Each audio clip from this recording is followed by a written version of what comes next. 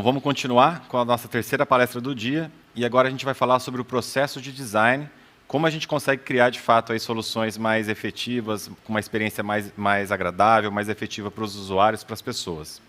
Para falar sobre esse tema, agora vai ser ela que é host, né, no podcast UESC, e também é fundadora da Interação do Futuro. Tem mais de 8 anos de experiência na área de design, e hoje ela é Design Lead no iFood. Seja bem-vinda, Valéria Romano.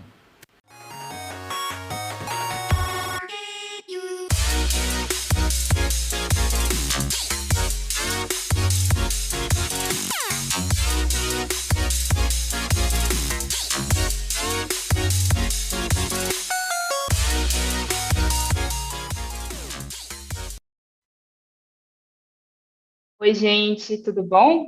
Estou bem feliz de estar falando aqui com vocês. Eu vou fazer uma autodescrição minha.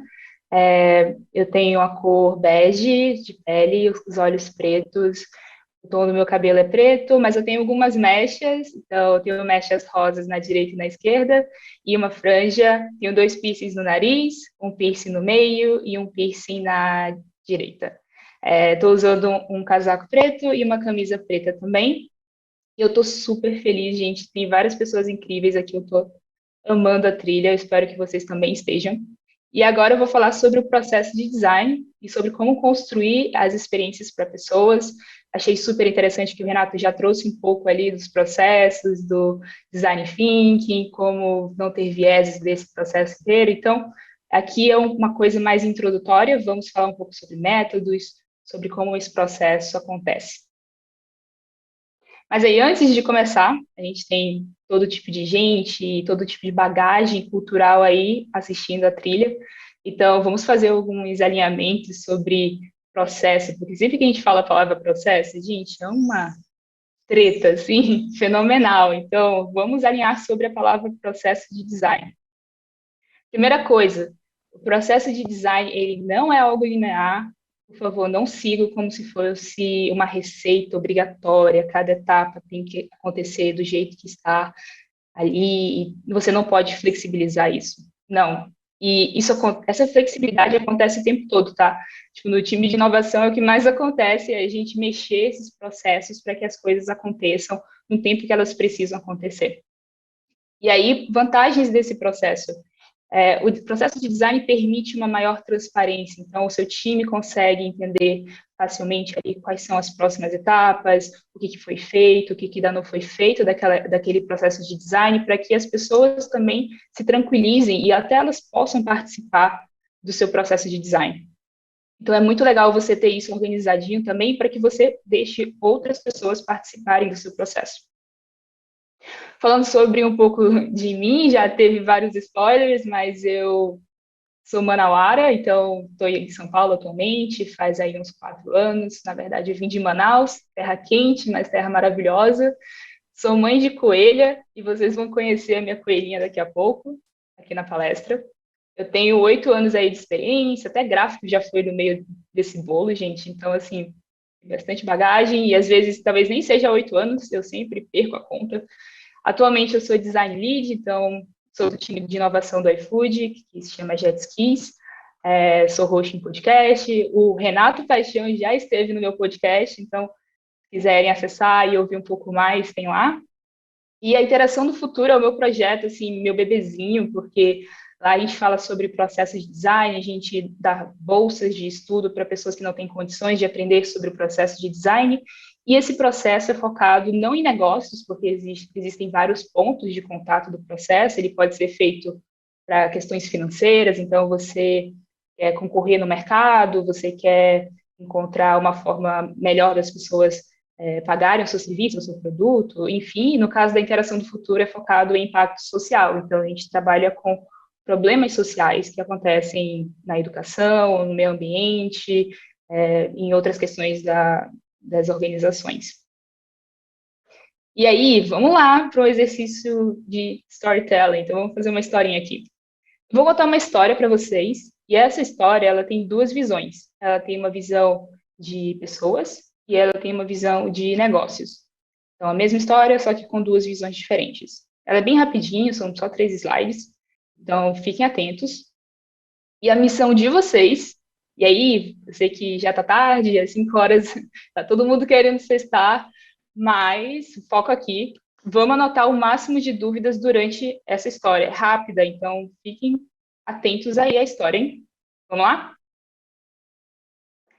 E aí eu trouxe a Celine, então a Celine é essa coelha fofa, com orelhinhas muito compridinhas, ela tem uma pelagem preto com branco, e ela é super peludinha, e a Celine, ela é um animal especial, ela é muito diferente dos animais domésticos, ela precisa de cuidados específicos. Lembrei das dúvidas, hein? Estou contando a história já. E aí vinha a minha dor, eu vou entrar de férias, e eu não sei o que fazer com a Celine, porque talvez poderia levar ela comigo, talvez não, mas eu quero que ela esteja feliz e segura onde ela estiver. Então, esse é o meu maior objetivo aqui. E aí vem o principal problema, né? Como podemos resolver esse problema de que a Celine ela esteja bem cuidada, assim, no caso eu, que sou a mãe dela, eu fique tranquila e eu possa tirar minhas férias de forma sem me preocupar com onde a Celine está. Vamos para a segunda visão? Então, são duas visões, essa é de pessoas, vamos para a de negócios. E aí, essas informações de negócio são todas fictícias, tá? É só para nossa historinha.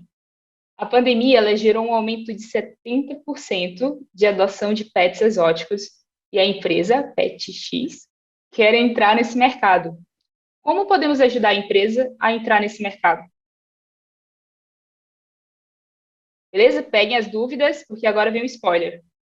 Preparados? E, então, o que é exatamente esse processo de design? É justamente você questionar. Então, eu gostei muito quando o Eduardo falou, é sempre estar ali duvidando e duvidando e duvidando. E aí, quando o Renato traz os vieses, é sempre duvidar também de você mesmo ali, quais são os seus vieses, de estar afirmando aquilo como uma certeza ou não, se aquilo realmente é uma certeza, né? E aí pesquisar muito, entender a rotina das pessoas, estudar os comportamentos dela, estudar por que que elas fazem aqueles comportamentos, se é algo individual, se é algo que acontece com muita frequência, se é uma coisa de apenas uma pessoa e por que que é uma coisa de apenas uma pessoa. E todas essas informações conseguem te ajudar a projetar essas possíveis soluções.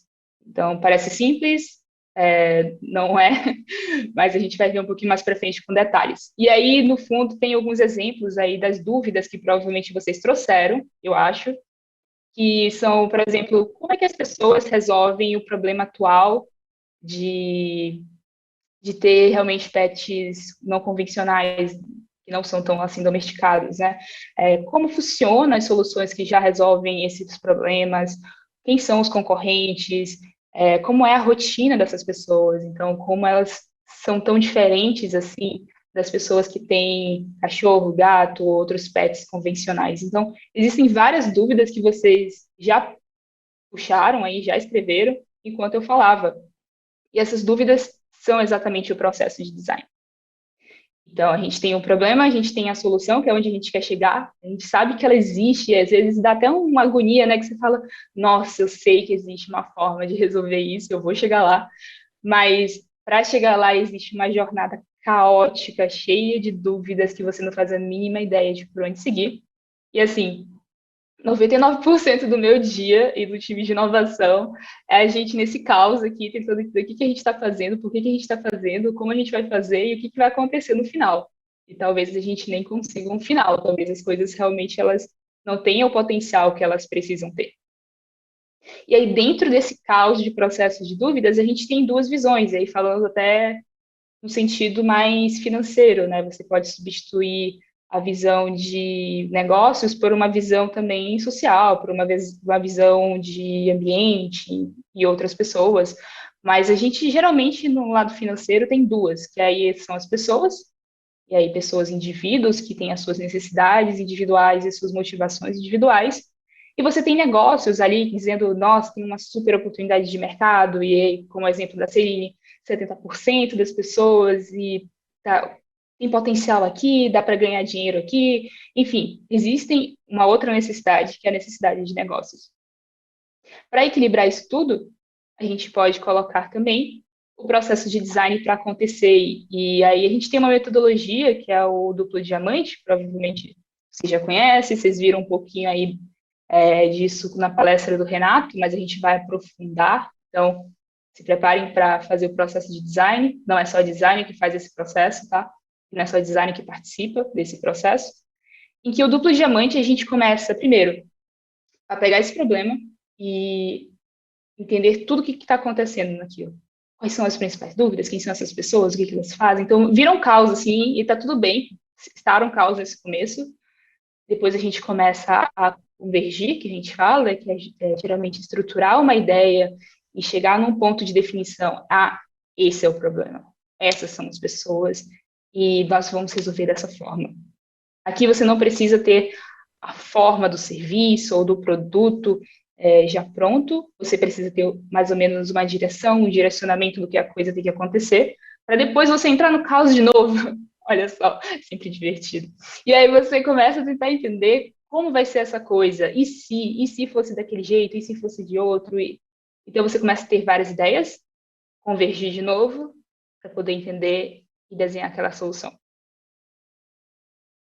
Como eu falei antes, não é um processo linear, gente. Então, assim, pode começar lá na descoberta, em que você começa a fazer várias pesquisas e aprofundar. Pode começar no meio, onde você já tem a definição do problema, então as pessoas te falaram, é isso aqui, vai lá. Às vezes não é, mas vamos chegar nesse ponto. E aí você começa a aprofundar um pouco mais sobre esse problema, ou ela pode começar também lá no finalzinho. Então, às vezes, você pode já ter a solução acontecendo e depois você começa a pesquisar em cima dela. Você começa a aprofundar um pouco mais sobre aquilo. E tá tudo bem.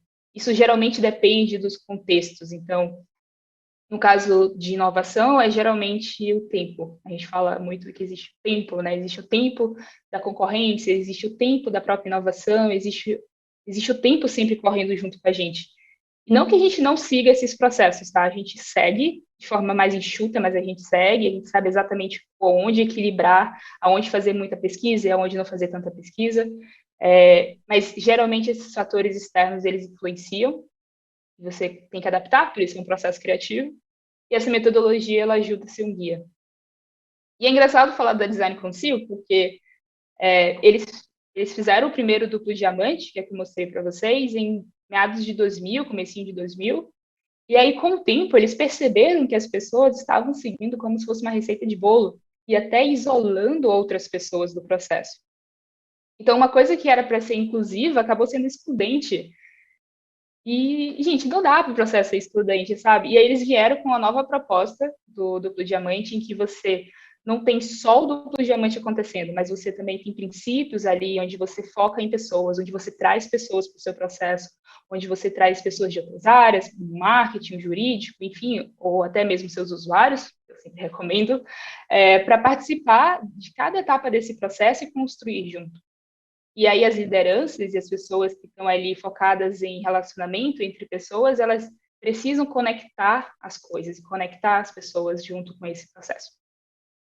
Aprofundando sobre as etapas, vamos lá? Então, a gente tem o descobrir, que eu já comentei, existe alguns exemplos aqui sobre quais são as dúvidas que você pode estar tendo e por que você está na etapa de descobrir. Então, uma dúvida é qual a vantagem competitiva do seu produto. Se isso não está claro para você, você provavelmente está nessa etapa, ou então está numa etapa à frente, mas você não fez essa etapa tão aprofundada, então você precisa rever essa dúvida. Quem são os nossos usuários e stakeholders? Stakeholders são pessoas que elas impactam indiretamente os seus usuários e, consequentemente, impactam indiretamente o seu produto e serviço. O que já existe no mercado? Então, se você não mapeou o que já existe no mercado e você está trabalhando com, principalmente a área de negócios, aí existe um erro, talvez, no seu processo em que você precisa entender com quem você está concorrendo.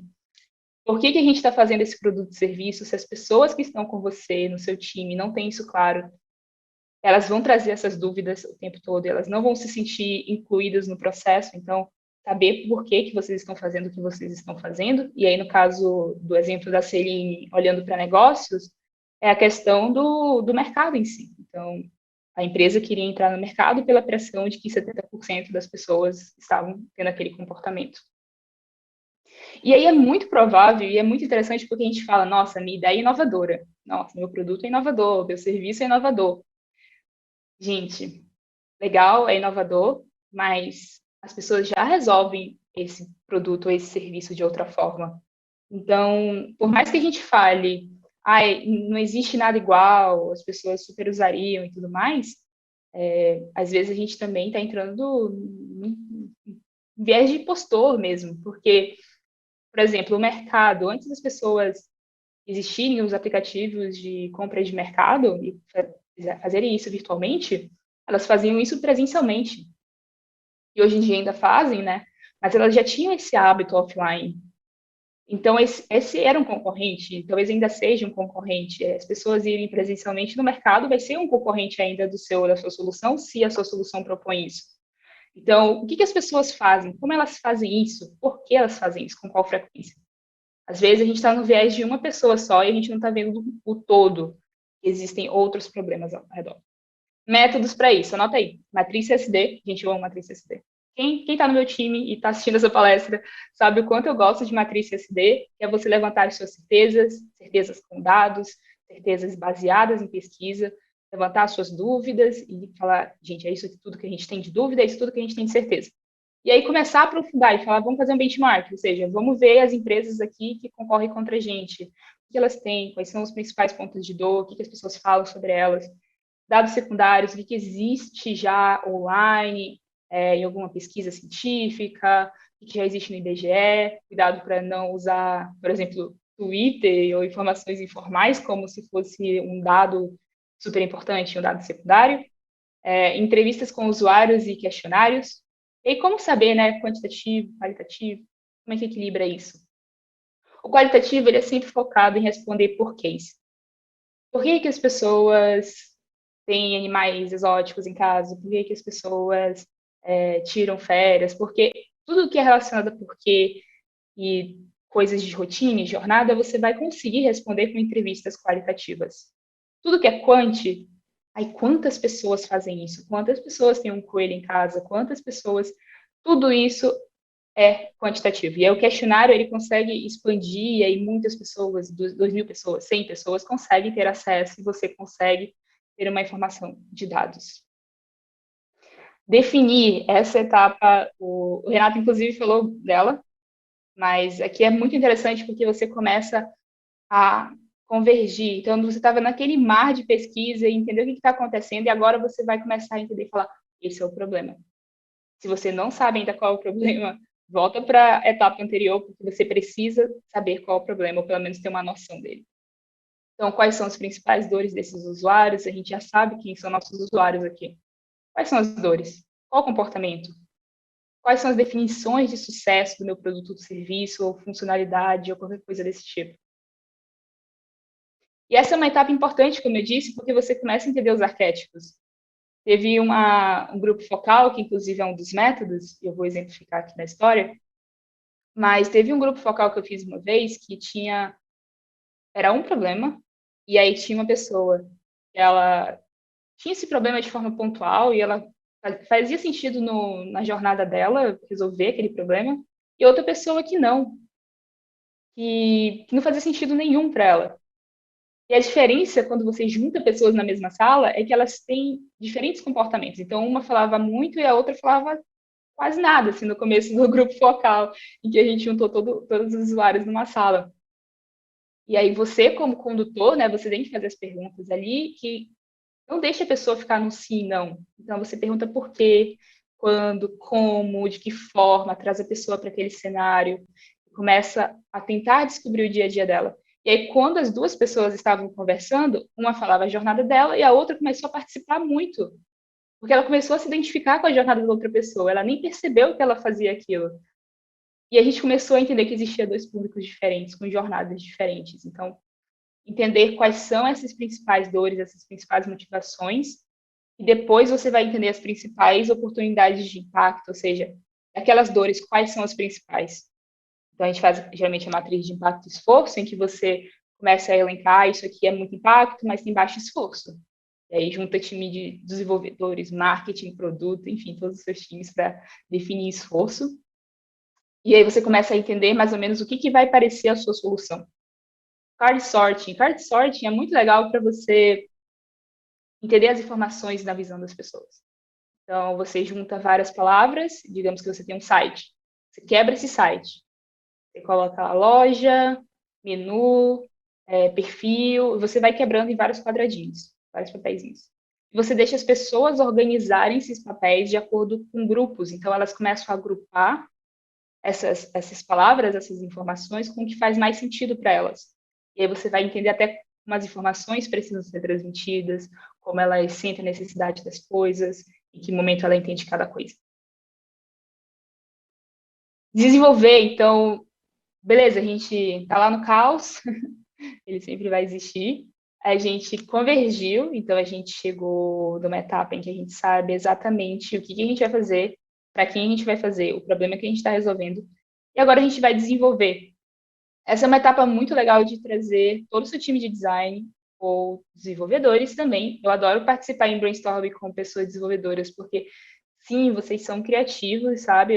Esse é extremamente um tabu, assim, que eu não sei por que as pessoas acham que desenvolvedores não são criativos. Muitas das coisas que a gente começa a levantar lá no iFood vieram de desenvolvedores, muitas ideias vieram de desenvolvedores, vieram de pessoas de produto.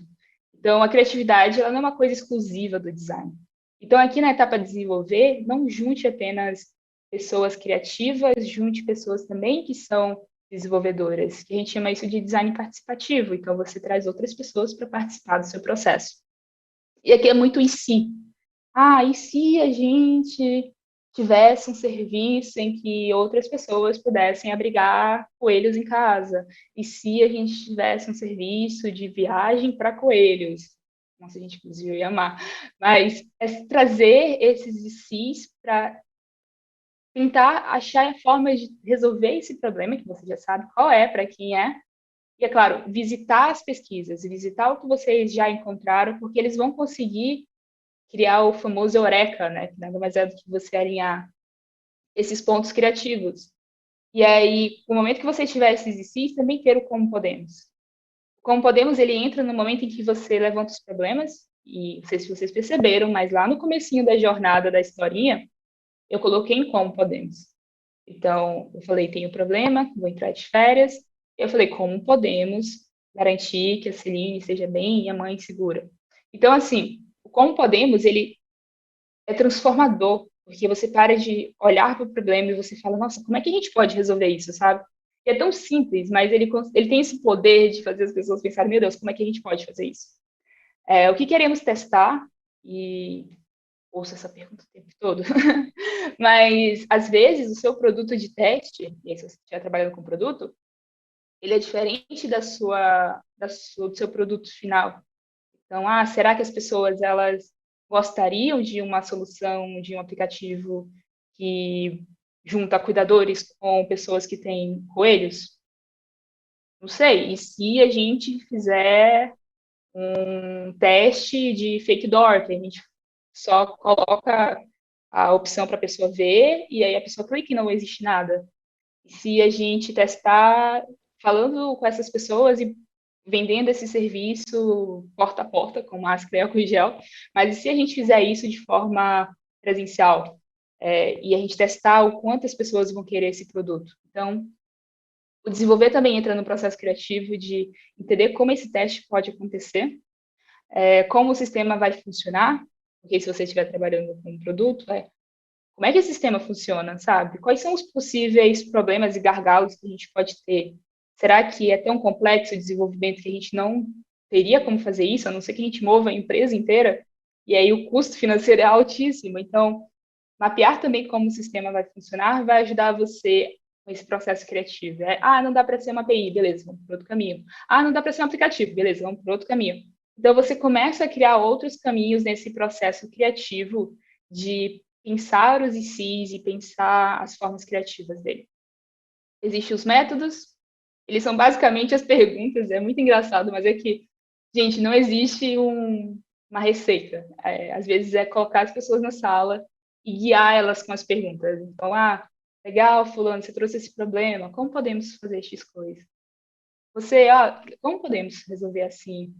Então, como podemos faz parte, o e se também, e os 5 porquês, e aí, se vocês nunca ouviram os 5 porquês, é basicamente você contar por quê, 5 vezes, Super simples, mas tem um poder bem grande, porque você começa a estressar. Ah, eu tenho um problema em tirar férias e deixar minha coelhinha com alguém. Por quê? Ah, é porque eu não confio em todo mundo. Por quê? Porque eu não sei se as pessoas sabem cuidar de coelhos. Por quê? Então, já foi quantos porquês? Três. Porque é um animal que demanda muitos cuidados, eu tenho que cuidar da alimentação dela, da água, do feno, se ela tá com coisas para roer por causa do dente. Então, eu começo a responder já algumas dúvidas, tá vendo? Por quê? Aí, acho que talvez eu cheguei no meu limite porque ela é um coelho. Mas os cinco porquês ele consegue aprofundar quando você fala com as pessoas. Crazy Eights. Gente, Crazy Eights ele é legal para destravar criatividades. Então, você tem 8 segundos para desenhar uma possível solução. Legal, tive uma ideia, você tem 8 segundos. Desenha agora, sabe? Tipo, deixa isso no papel. Mostra para as pessoas. Vamos discutir como um time.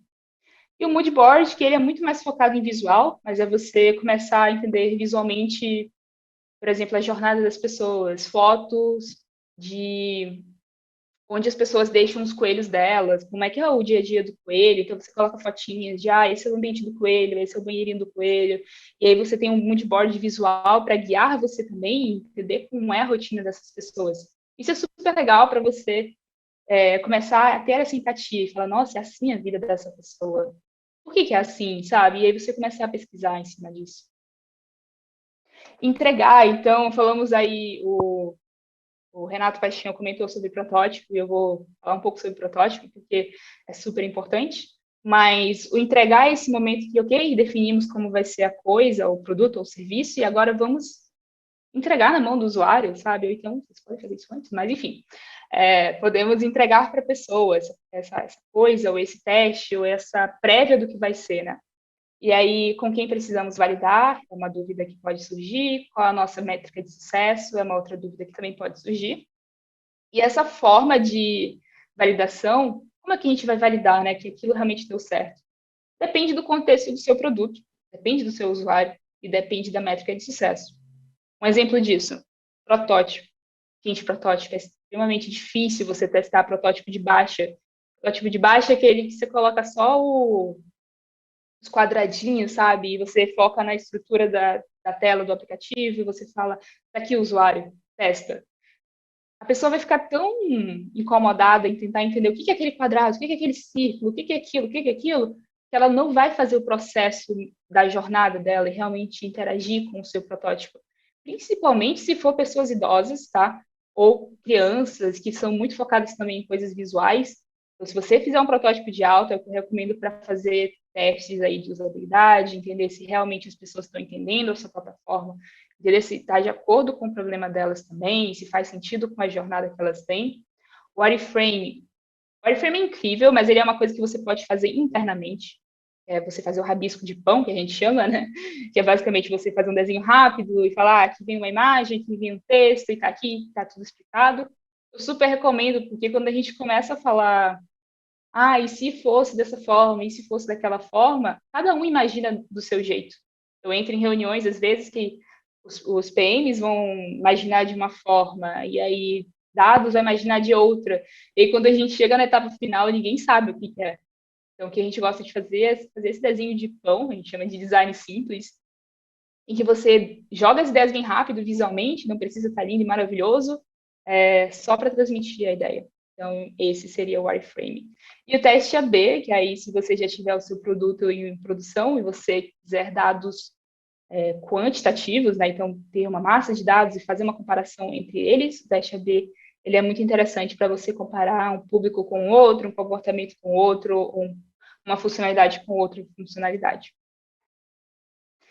E aí, por fim, gente, dicas finais. É claro que a gente vai também conversar e tirar algumas dúvidas, mas tente documentar o seu processo.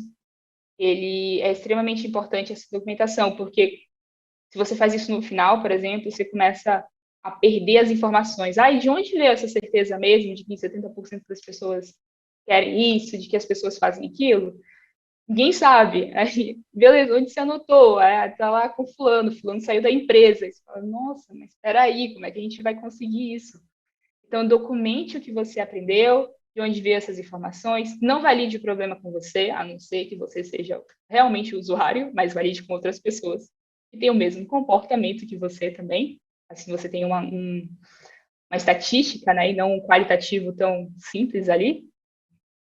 E, por fim, é isso. Vamos conversar, eu adoro falar, tem um podcast por causa disso. Você pode olhar conteúdos e vagas de design do iFood com esse QR Code, ou indo em materiais.ifood.com.br/eventos. E estou disponível também, caso queiram me adicionar no LinkedIn e a gente discutir sobre o processo. Valeu, Valéria, muito bom. Você é outra pessoa que trouxe o caos aqui pra gente, formas de navegar nesse caos. Acho que o caos está aí, né, e cada vez mais complexo. Como que a gente consegue navegar nesse caos aí? Valeu pelo conteúdo. A gente tem perguntas para a Valéria? E eu tenho uma pergunta para você também, Valéria. Achei muito bacana logo no início que você colocou ali uma dualidade, né, entre negócio e necessidade das pessoas. E, na verdade, você colocou, não existe uma dualidade, né? Muitas vezes isso é colocado como coisas opostas. Não é, a gente tem que entender e fazer essa combinação o mais perfeito possível, né, para fazer isso funcionar. Mas, às vezes, ali no início de um processo de design, a gente identifica uma oportunidade um pouco diferente, às vezes bastante diferente, de aquilo que veio da demanda do negócio, né? E aí, o que você sugere em termos de processo? Que forma que a gente faz? Que eu acho que tem que ter um processo também inverso, da gente convencer ali aquele cliente, né? De talvez convencer e sensibilizar ele para isso que a gente encontrou, né? Que é um pouco diferente daquilo que ele tinha planejado. O que você sugere em relação a isso? Conta para mim. Essa é uma pergunta, gente, toda palestra surge ela, é impressionante, mas eu amo. A gente enfrenta isso o tempo todo, né? E aí acho que algumas empresas muito mais do que outras, porque quando a gente fala de defender o usuário, como o Eduardo falou, né? Isso é uma das principais características aí dos designers e das pessoas. A gente fala também de maturidade dessa visão, da importância do usuário, da dor, das motivações. Então, às vezes a gente está vendendo um produto ou um serviço que não existe um público, ou às vezes ainda não existe um público. Então, existem muitas inovações do iFood, por exemplo, que elas morrem porque não é o momento delas. E as pessoas ainda não estão preparadas para aquilo, elas não têm ainda o hábito de fazer aquela ação, ela não faz parte tanto da jornada delas, não é tão significativa. E aí a pandemia, por exemplo, é um ótimo exemplo disso, né? Tipo, o mundo também define como as pessoas vão se comportar. E aí o que eu gosto de fazer é ser transparente com as pessoas que estão decidindo isso, decidindo esse produto. Olha, 90% dos seus usuários não utilizam seu produto dessa forma, isso não vai conseguir ter vendas. Estou dando dados para você, pesquisa, coisas que fazem parte desse processo, e aí, desse processo de design também, né? E dar essa transparência para negócios. Aí é uma coisa de se a empresa realmente quiser investir ou não, mas provavelmente a empresa vai ser guiada pelas dores dos usuários e não vai investir. Na maioria das vezes, se elas entenderem isso, né, a maturidade do design, elas não vão seguir. É uma baita responsabilidade nossa também dar essa notícia, né? Muito bem, vou trazer para você uma pergunta da plateia que tem a ver com a pandemia, inclusive. Vou chamar o Pedro Lima para falar aqui da pergunta. Oi. Oi. Consegue me ouvir? Sim, pode falar. Super. Então, a minha pergunta é em relação justamente à pandemia, né, que ela trouxe ali o caos, né, mais ou menos, porque trouxe muita gente que não estava acostumado com esse mundo tecnológico, teve a adoção dos mercados também, que foi uma nova realidade, né, e até pessoas não técnicas também, por exemplo, acho que outro exemplo que eu posso citar foi a adoção do tipo de entrega, né, se a pessoa quer receber na porta, na portaria. Como foi assim um processo de lidar com tanta coisa acontecendo talvez em um período tão curto de tempo, né, e tanta informação assim? Ótima pergunta. A pandemia realmente mudou muito nossos hábitos, né, e trouxe novas motivações, novas formas de interagir com as pessoas. Então, a gente sabe aí que muita empresa que não fazia isso de forma online teve que começar a se adaptar, e as pessoas também. Ao mesmo tempo, a gente teve muito mais ansiedade, muito mais problemas realmente psicológicos por conta disso. E isso é algo que você precisa mapear no seu processo, é como as pessoas estão se sentindo. Teve uma dificuldade muito grande de captar essas informações. Tipo, designers sofreram muito isso, designers pesquisadores e pesquisadores também, porque como é que você faz pesquisa, sabe, com um público que não tem internet? E você não consegue ir presencialmente por uma questão de realmente proteger a pessoa. Então, teve vários atritos de conseguir essas informações. E aí, a gente geralmente divide isso em duas partes, né? Que quando você tem pesquisa, a gente fala de pesquisas antes da pandemia e depois da pandemia. Então, a gente olha também para dados secundários. O que a gente já tem ali no mundo de pesquisa, de coisas acontecendo, olhar canais de notícias, de informações, de potenciais, e aí benchmarking, o que os produtos que eram offline estão virando online, como eles estão se comportando agora, e aprofundar com essas pessoas. É claro que pessoas que elas não têm acesso à internet vai ser mais complicado. Se elas tiverem pelo menos o WhatsApp, você pode tentar fazer uma pesquisa via WhatsApp com essa pessoa. Então, você tem que adaptar os seus processos, que antes era você chamar essa pessoa até ir ao escritório e você conversar com ela, para onde ela consegue ser alcançada e você conseguir mudar a forma como você consegue essas informações. Né? Então, por exemplo, o WhatsApp é um ótimo canal de pesquisa. É claro que você tem que ter autorização da pessoa, gente. Por favor, não façam pesquisa sem autorização. Mas é ótimo porque se a pessoa ela não tiver Wi-Fi ou qualquer coisa desse sentido, ela provavelmente vai ter o WhatsApp. Bacana. Pedro, respondido a sua pergunta? Vamos para a próxima. Tem uma outra pergunta aqui também, aqui no chat, do Greg, que ele diz assim: existe ganho em uma entrega mais rápida do que uma entrega mais coesa, que seguiu num processo mais robusto?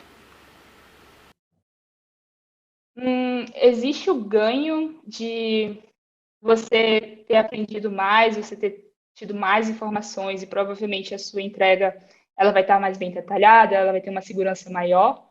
Porém, existem coisas que você não consegue, às vezes, pesquisar, e isso tem muita conexão com a pergunta anterior, né? E você vai realmente ter que tomar o risco de colocar esse produto para acontecer e depois você realmente aprender em cima dele. Então, acontece, assim, é tão difícil você entender o hábito da pessoa e realmente pesquisar de acordo com aquela funcionalidade que você vai ter que fazer um produto sem saber o que você está fazendo. E aí depois você pesquisar como é que foi essa interação, onde você teve dificuldades, olhar para esses dados, onde as pessoas elas estão parando de acessar aquele aplicativo, elas estão saindo, acessando mais, então você consegue ter essa informação de dados quant e quali pós a sua entrega. Existe a diferença também de que você provavelmente vai conseguir ter menos retrabalho, vou chamar assim, de você ter muitas alterações na funcionalidade, muitas alterações no aplicativo, porque você teve o tempo de pesquisar com calma, você teve o tempo de adaptar na jornada da pessoa, então você tem uma coesão maior do seu produto final. E aí é uma estratégia, gente. Às vezes é legal ter um processo robusto, mas você perde tempo e você perde dinheiro também nesse processo.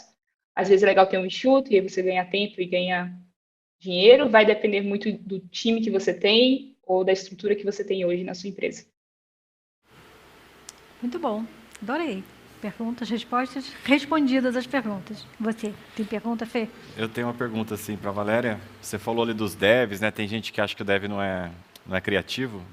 Eu não sei se você já leu algum código-fonte aí do time das suas equipes, né? Mas o dev pode ser bem criativo sim, viu, Valéria?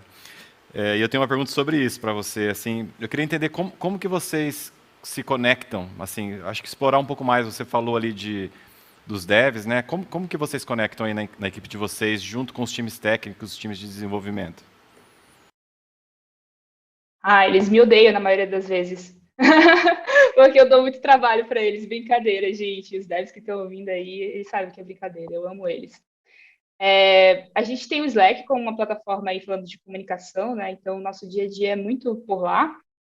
Mas eu sempre envolvo eles nas minhas tomadas de decisão. Sempre dou transparência também das coisas que eu vou descobrindo. Então, se a gente descobre algum comportamento novo, uma pesquisa que surge, ou então analiso dados e aí vou levantando hipóteses junto com o PM.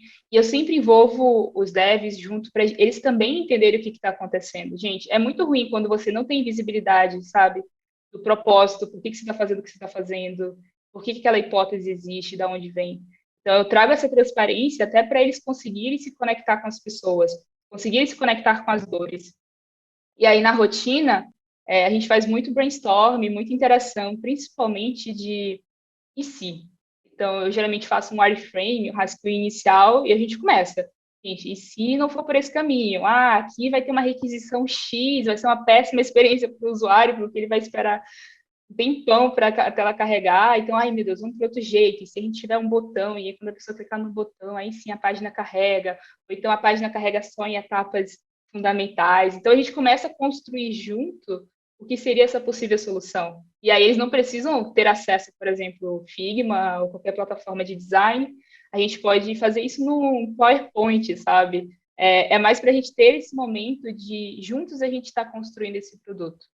Então, eles não precisam necessariamente ter as ferramentas de design, mas esse processo pode acontecer junto com eles e eu vou guiando no caminho. Legal, parece bem integrado aí com o time. Valéria, muito obrigado pela palestra. Nosso tempo de perguntas aqui, de conversa acabou. Infelizmente, estava muito bom o papo.